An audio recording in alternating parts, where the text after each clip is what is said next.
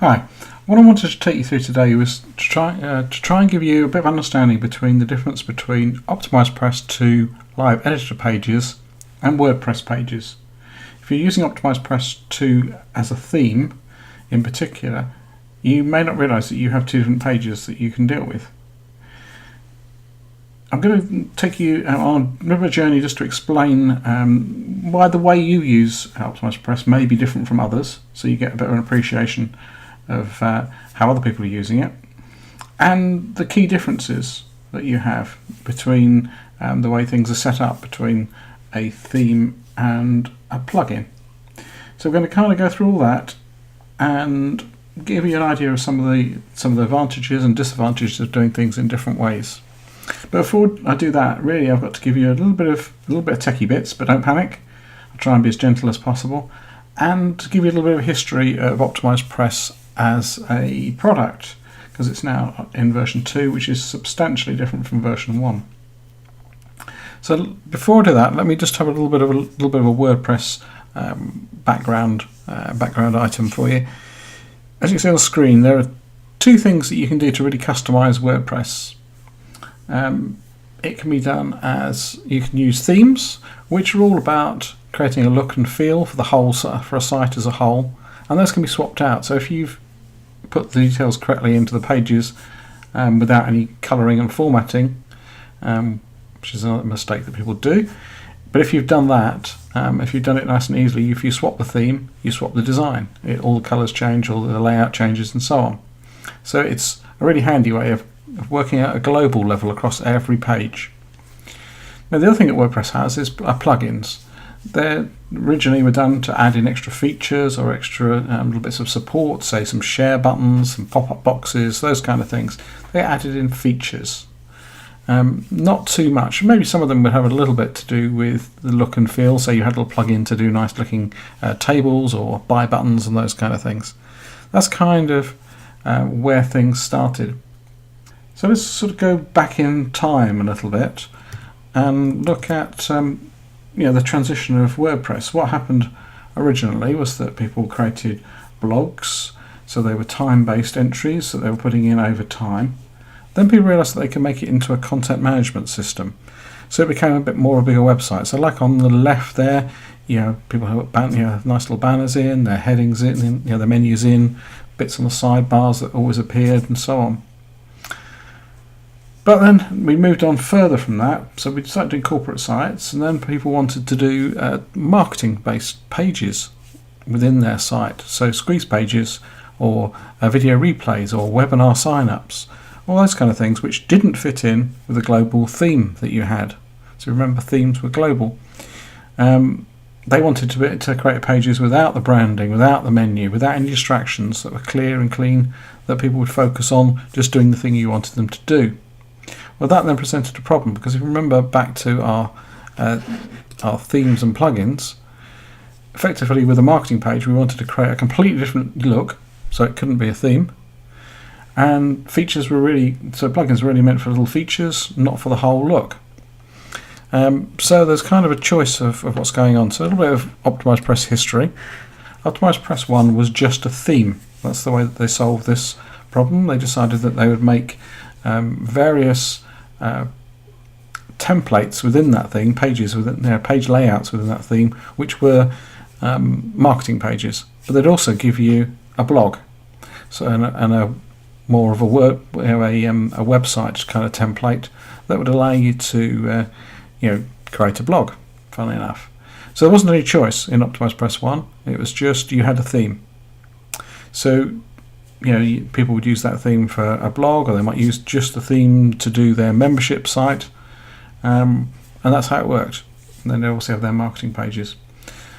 OptimizePress 2, they realised they wanted to introduce a little bit more flexibility, so they produced two versions, a theme version and a plugin version.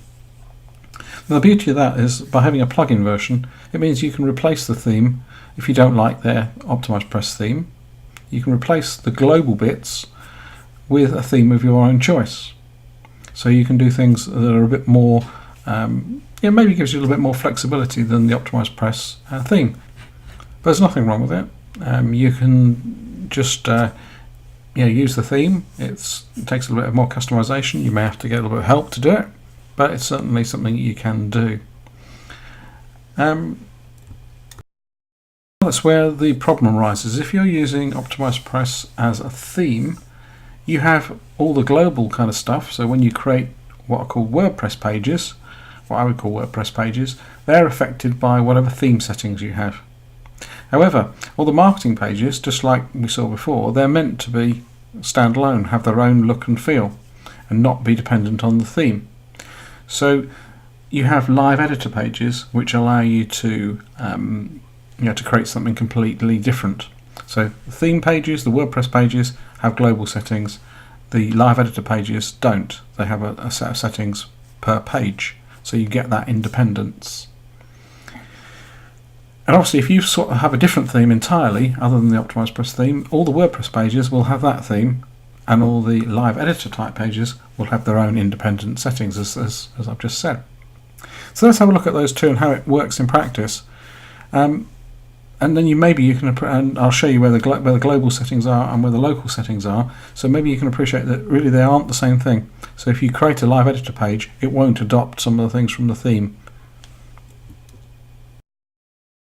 Okay, so let's create a WordPress page first. So either a page or a post. So if you remember, the difference is a post is date based, so that's your bloggy type entries, whereas a page is more static, like an About Us page.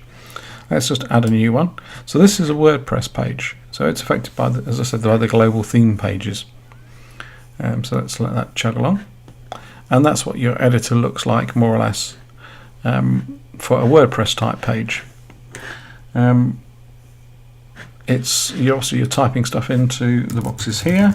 You can add in WordPress elements, or some of them, using the button here. But you haven't got any of the column kind of arrangements, and it's a little bit more restricted. Some of these are due to the fact this is a membership site. So that's a WordPress page. It does have a button that says OptimizePress Settings. It allows you to add some other bits in and change the layouts. This is a new one. It's quite nice that you can actually get rid of the sidebar entirely, so you can choose the layout kind of options. And it allows you to add some extra custom code in just for that page. So that's how those pages work. Looks like something's broken. There we go. Well, never mind. And the global settings for those are under blog settings. So you can choose some of the branding settings, the layouts, the footers, what bits and pieces you've got turned on. So if you change it on here, it will change it on everything, on every WordPress based page. Now the OptimizePress pages are created by going into the page builder and going through and creating, picking a template that you want to use, and then using the live editor. So the live editor, let me show you a live editor page.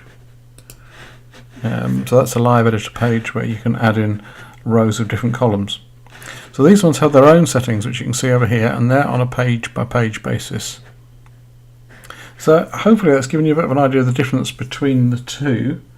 And really, if you're building a blog-based main open site, you probably will be using, if you were using the OptimizePress theme, you'd be using WordPress-based pages with some of the OptimizePress elements put in. If you're wanting to create the marketing pages, remember that's where you'd kick off the live editor and create something that's got its own look and feel, that's all completely independent. So hopefully that helps you make sense between the two and understand why some of the settings don't seem to work. So if you change the global settings, you'll find they won't change anything on the live editor. So hopefully that's a little bit clearer. Cheers.